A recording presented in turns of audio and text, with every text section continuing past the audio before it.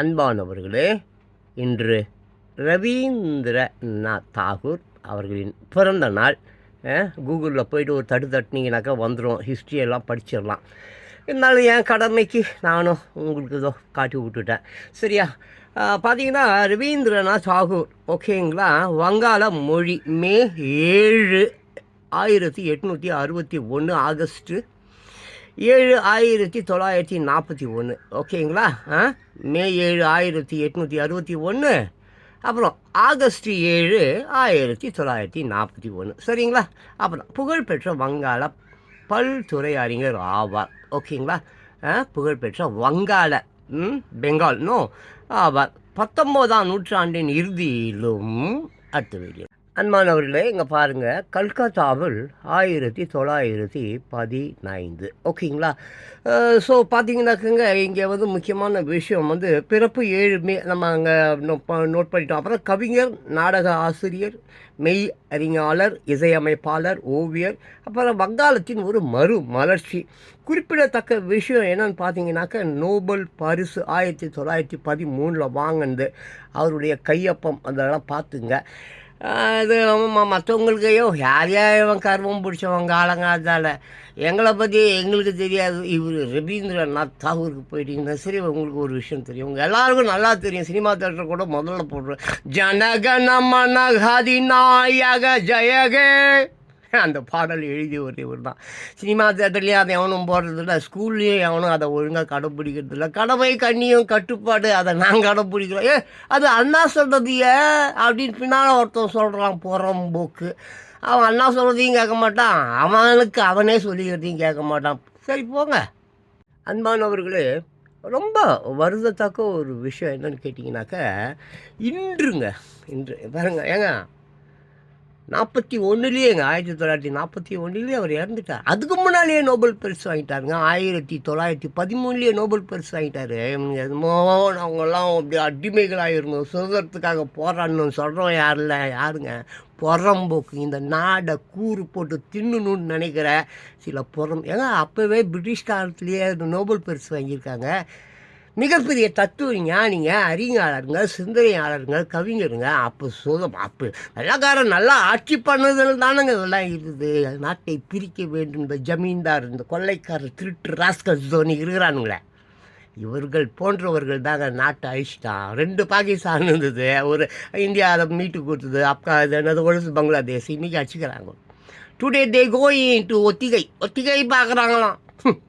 நல்லா இருக்க மாட்டீங்கடா டே, நல்லா இருக்க மாட்டீங்க. அன்பானவர்களே, நான் வந்து ஒரு பக்கிரி மாதிரி ஃபுல்லாக நார்த் இந்தியா அங்கே எல்லாம் காடு மேடு பள்ளம் சோறு தண்ணி இல்லாமல் 8 நாள் 10 நாள் பிச்சை எடுத்துன்னுக்கிறேன். எங்கள் அப்பாவோ எங்கள் அம்மாவோ திட்டிட்டு சின்ன வயசில் ஓடிடுவேன். அதான் 13 வயசு 14 வயசு 15 வயசுல எங்கெங்கேயோ திருட்டுன்னு இருக்குதுல்ல, நம்பாட்டி ஏறி போயிடுவேன். அப்புறம் ரொம்ப பசி பட்னி ரொம்ப சோறு இல்லைன்னா அப்புறம் திருப்பி வீட்டுக்கு வருவேன். எதுக்கு சொல்ல வரேன்னா, போன இடங்கள்லாம் வந்து அப்போவேங்க நான் சொல்கிறதெல்லாம் ஒரு 40 வருஷம் 35 வருஷத்துக்கு முன்னால் சொல்கிறேன். அப்போவே பார்த்தீங்கன்னா தேசிய கொடியை ரொம்ப அவமானப்படுத்துவானுங்க அந்த பக்கத்துலலாம். அப்புறம் அந்த ஜனகணமன சாங் இருக்குதுல்ல, அதையும் கேவலப்படுத்துவானுங்க. சினிமா தேட்டரில் கூட பார்த்தீங்கன்னா உங்களுக்கு தெரியும், அப்படியே உட்காந்துன்னு இருப்பான், எந்திரிக்க மாட்டான். ஸ்கூலில் சொல்லவே வேணாம், அந்த கொடியேற்றுற டைமுக்கு கூட மரியாதையாக இருக்க மாட்டானுங்க. ஒரு தேசத்தை நேசிக்காதவன் குடும்பத்தை மட்டும் எங்கன்னு நேசிக்க போகிறான்.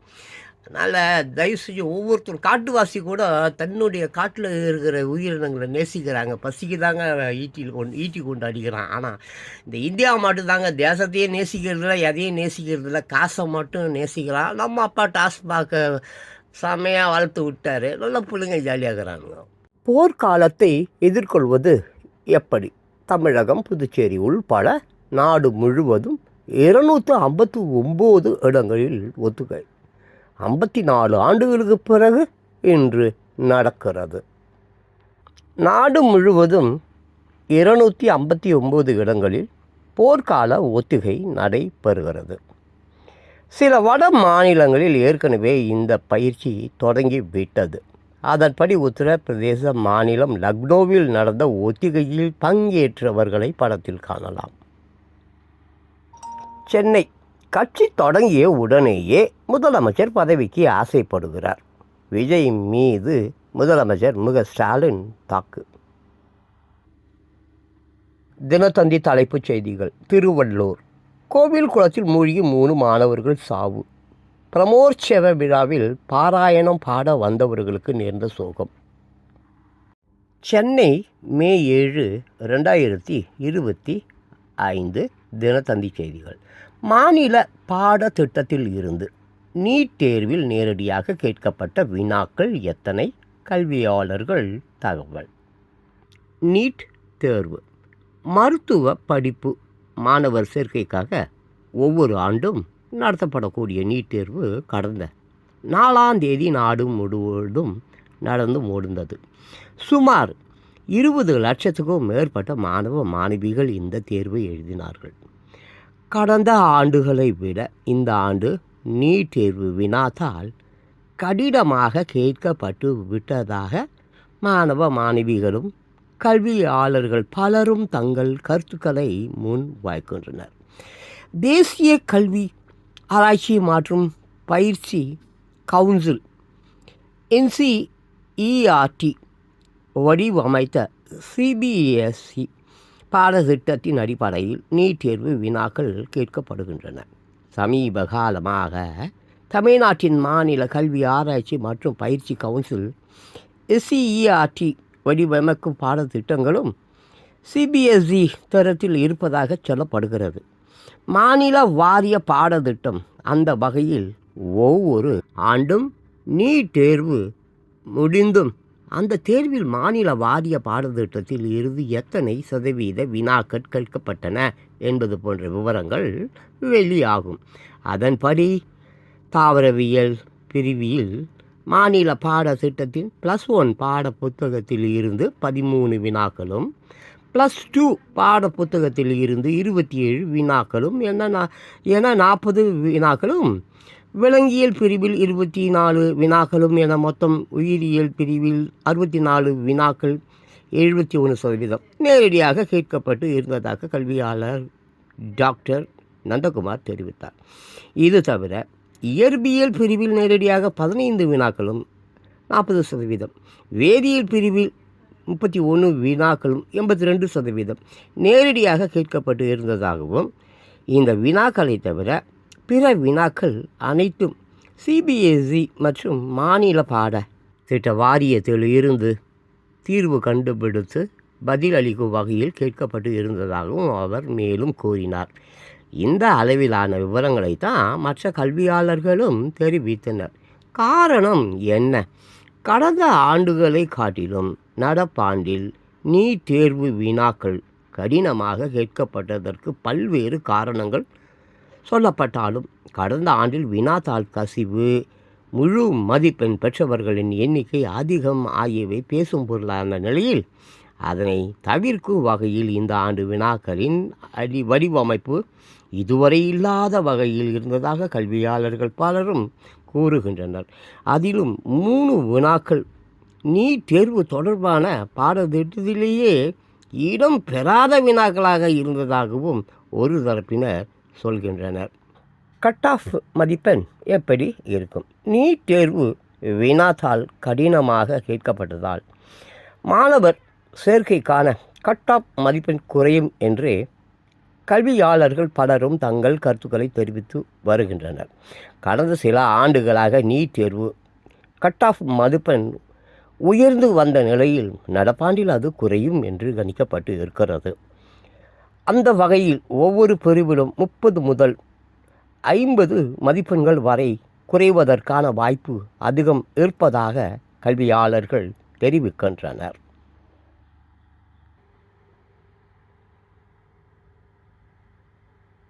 சென்னை மே 7, 2025 ஒரு நாள் முன்னதாக +2 தேர்வு முடிவு நாளை வெளியாகிறது. புதுடெல்லி நாளை தொடங்க இருந்த கியூட் தேர்வை ஒத்திவைக்க வாய்ப்பு. மத்திய பல்கலைக்கழகங்களில் இளநிலை படிப்புகளுக்கான பொது பல்கலைக்கழக நுழைவுத் தேர்வு கியூட் நாளை வியாழக்கிழமை தொடங்குவதாக இருந்தது. ஆனால் இந்த தேர்வு ஒத்திவைக்கப்படும் என்று தெரிகிறது. ஏனென்றால் நீட் தேர்வை நடத்தும் தேசிய தேர்வு முகமைதான் இத்தேர்வையும் நடத்துகிறது. பாடவாரியான தேர்வு தேதியை தேசிய தேர்வு முகமை இன்னும் அறிவிக்கப்படவில்லை. தேர்வுக்கான புதிய தேதி விரைவில் அறிவிக்கப்படும் என்று தேசிய தேர்வு முகமை வட்டாரங்கள் தெரிவித்தன. பிரதமர் மோடி பேனருக்கு பாலாபிஷேகம். சாதிவாரி கணக்கெடுப்பு நடத்தும் மத்திய அரசின் முடிவை கொண்டாடும் வகையில் பாஜனதா இதர பிற்படுத்தப்பட்டோர் பிரிவு சார்பில் டெல்லி கனாட் பிளேஸ் பகுதியில் பொதுக்கூட்டம் நடந்தது. அதில் பங்கேற்றவர்கள் பிரதமர் மோடியின் பேனருக்கு பாலாபிஷேகம் செய்த காட்சி.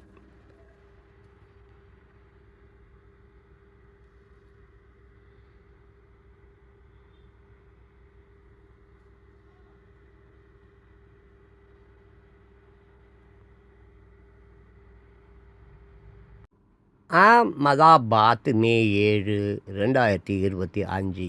குஜராத்தில் மழைக்கு 14 பேர் பலி. குஜராத்தில் பருவம் தவறிய நிலையில் கடந்த 2 நாட்களாக கனமழை கொட்டி தீர்த்தது. கேடா, காந்திநகர், மெக்ஸானா, வதோதரா ஆகிய மாவட்டங்களில் 25 மில்லிமீட்டர் முதல் 40 மில்லிமீட்டர் வரை மழை பெய்தது. பலத்த காற்று வீசியதால் மரங்கள் வேருடன் சாய்ந்தன. விளம்பர பலகைகள், தூண்கள், வீடுகள் இடிந்து விழுந்தன. புழுதி புயல் வீசியது. மழையின் போது மின்னல் தாக்குதல், வீடு இடிந்து விழுதல், மரங்கள் விழுதல் போன்றவற்றால் 14 பேர் பலியானார்கள். அடுத்த சில நாட்களுக்கு இடி மின்னலுடன் கூடிய மழை பெய்யும் என்று வானிலை ஆராய்ச்சி மையம் கூறியுள்ளது.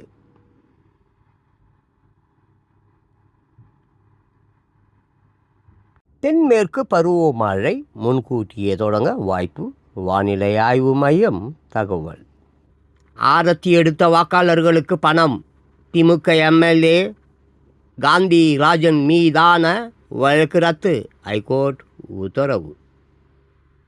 நில மோசடி வழக்கில் அமைச்சர் மா. சுப்பிரமணியன் ஆஜராகாவிட்டால் குற்றச்சாட்டு பதிவு செய்யப்படும், சிறப்பு கோர்ட் எச்சரிக்கை.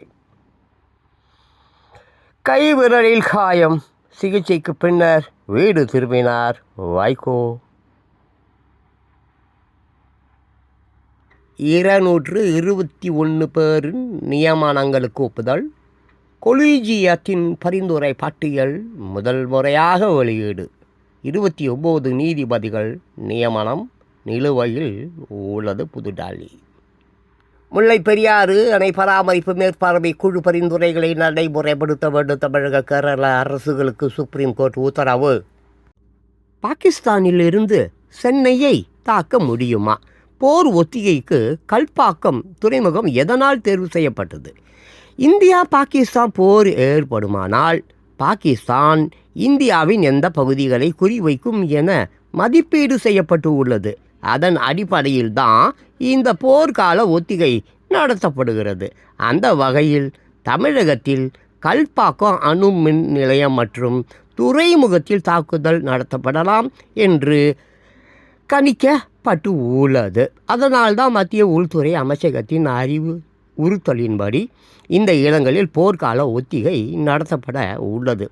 பாகிஸ்தானில் இருந்து நம் சென்னையை தாக்க முடியுமா என்ற கேள்வி மக்களிடம் ஏற்பட்டு உள்ளது. அதற்கு பதில் ஆம் என்பதுதான். பாகிஸ்தான் அணு ஆயுதங்கள் மற்றும் பல வகை தூர நிலை ஏவுகணைகளை கொண்ட நாடு ஆகும்.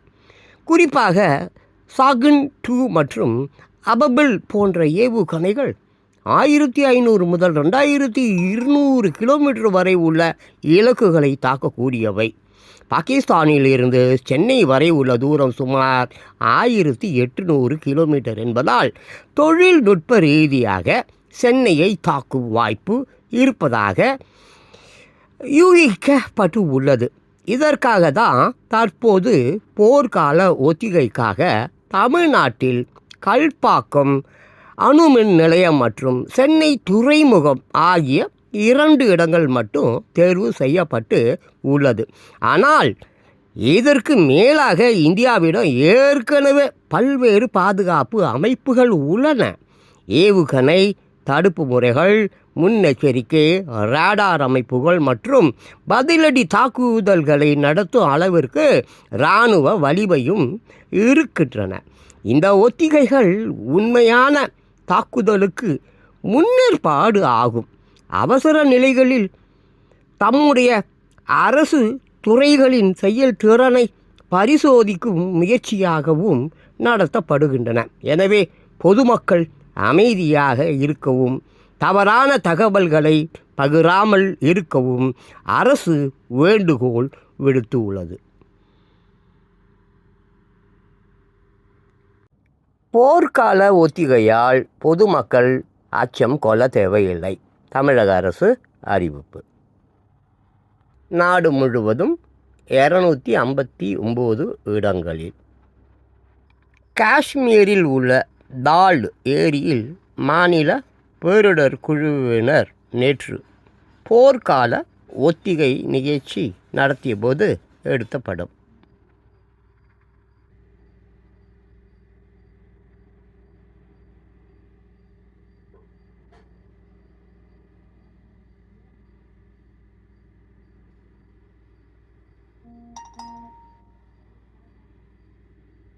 ஆயிரத்தி 1971 ஆண்டு போர்க்கால ஒத்திகை எப்படி நடந்தது?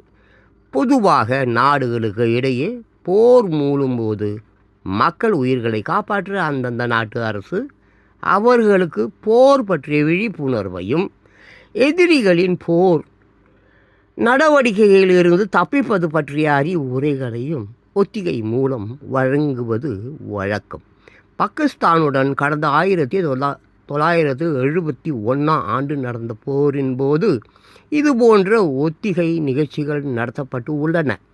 அப்போது எதிரி நாடுகளின் ஏவுகணை வந்தால் ஊருக்குள் சைரனை ஒலிக்கச் செய்வது, அப்போது மக்கள் அனைவரும் பாதுகாப்பாக தங்கள் வீடுகளுக்குள் நுழைந்து கொள்வது, இரவு நேரம் என்றால் உடனடியாக விளக்குகளை அணைப்பது போன்றவற்றில் ஈடுபடுவதற்கு பயிற்சி அளிக்கப்பட்டது. மேலும் பள்ளிகள், வணிக கட்டிடங்களில் வசிக்கும் மக்கள் உடனடியாக தரையில் படுத்து கொண்டு கட்டில், மேசைகளுக்கு அடியில் பதுங்கிக் கொள்வது பற்றி பயிற்சி அளிக்கப்பட்டன.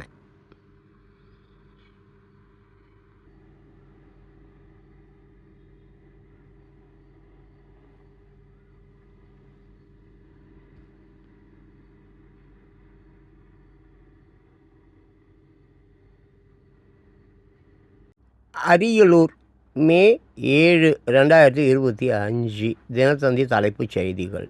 அடகு கடையில் 2 கிலோ தங்க நகைகள் கொள்ளை, ரூபாய் 5 லட்சம், 8 கிலோ வெள்ளி பொருட்களையும் அள்ளி சென்றவருக்கு வலை வீச்சு. சௌமியா, கோவை, மே 7, 2025 தினத்தந்தி செய்திகள். தனது வீட்டு அருகில் விளையாடியதால் 5 வயது சிறுமியை வளர்ப்பு நாயை ஏவி கடிக்க வைத்த பெண் சௌமியா. தனது வீட்டு அருகில் விளையாடியதால் வளர்ப்பு நாயை ஏவி விட்டு 5 வயது சிறுமியை பெண் கடிக்க வைத்த சம்பவம் கோவையில் நடந்து உள்ளது. அடுக்குமாடி குடியிருப்பு. கோவை அம்மன்குளம் பகுதியில் புதிய வீட்டு வசதி வாரிய அடுக்குமாடி குடியிருப்பு உள்ளது. இங்கு ஏராளமான குடும்பங்கள் வசித்து வருகின்றன. இதில் பொன்வேல், வயது 33 என்பவர் குடும்பத்துடன் வசித்து வருகிறார். ஓட்டலில் மேற்பார்வையாளராக வேலை பார்த்து வரும் இவருக்கு 5 வயதில் மகள் மற்றும் 7 மாத குழந்தை உள்ளது. இவரது 5 வயது மகள் அங்குள்ள ஒரு பள்ளியில் 1ஆம் வகுப்பு படித்து வருகிறாள். இவர்களது வீட்டின் அருகில் சௌமியா 50 என்பவர் தனது குடும்பத்துடன் வசித்து வருகிறார். சௌமியா 4 நாய்களை வளர்த்து வந்துள்ளார். நாயை ஏவி விட்டார். இந்த நிலையில் சௌமியா வளர்த்து வரும் நாய்கள் அந்த வழியாக செல்லும் சிலரை கடித்து உள்ளது. இதனால் நாய்களை வீட்டில் வளர்க்க வேண்டாம் என்று அக்கம் பக்கத்தினர் கூறியதாக தெரிகிறது. ஆனாலும் சௌமியா தொடர்ந்து வளர்த்து வந்துள்ளார். சம்பவத்து அன்று பொன்வேலின் 5 வயது மகள் சௌமியா வீட்டு அருகில் விளையாடி கொண்டு இருந்தாள். அப்போது சௌமியா அந்த சிறுமியை வேறு இடத்திற்கு சென்று விளையாடும்படி கூறினார். ஆனால் அந்த சிறுமி அதே இடத்தில் விளையாடி கொண்டு இருந்ததாக தெரிகிறது. இதனால் ஆத்திரம் அடைந்த சௌமியா வீட்டில் வளர்த்த நாயை ஏவி சிறுமியை கடிக்க வைத்ததாக கூறப்படுகிறது. நாய் கடித்ததால் சிறுமி வலியால் கதறினாள். பெண் கைது. சத்தம் கேட்டு அக்கம் பக்கத்தினர் ஓடி வந்து நாயை விரட்டினர். இதை அறிந்த சிறுமியின் தந்தை பொன்வேல் அங்கு வந்து சௌமியாவை தட்டி கேட்டார். அப்போது அவர்களுக்கு இடையே தகராறு ஏற்பட்டது. இது குறித்து பொன்வேல் ராமநாதபுரம் போலீஸில் புகார் செய்தார். சௌமியா மற்றும் அவரது மகன்கள் மீது போலீசார் வழக்கு பதிவு செய்தனர். இதில் சௌமியாவை கைது செய்து சிறையில் அடைத்தனர்.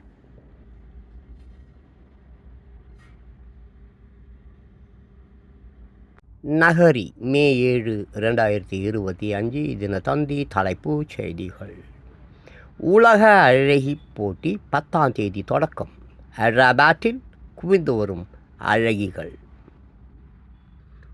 உலக அழகி போட்டிகளில் பங்கேற்க நமீபியா, ஐர்லாந்து, போர்ச்சுகல் நாட்டு அழகிகள் ஹைதராபாத்தில் குவிந்த காட்சி.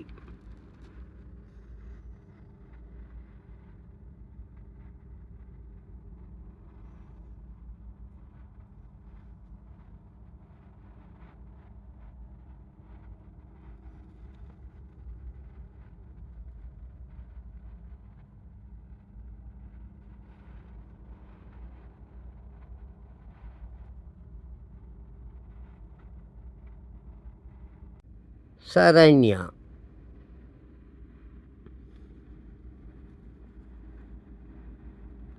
தஞ்சாவூர் மே 7, 2025 தினத்தந்தி. தலைப்பு செய்திகள். பாஜனதா முன்னாள் பெண் நிர்வாகி தலை துண்டித்து படுகொலை. 2வது கணவர் கைது. தங்கம் விலை ஒரே நாளில் ரூபாய் 2600 உயர்வு. 1 பவுன் மீண்டும் ரூபாய் 72,000 தாண்டியது. தலையங்கம் தினத்தந்தி. நீட் தேர்வும் நீங்காத கட்டுப்பாடுகளும். சென்னை. அரசு ஊழியர் ஆசிரியர்களுக்கு பண்டிகை கால முன்பணம் உயர்வு அரசாணை வெளியீடு.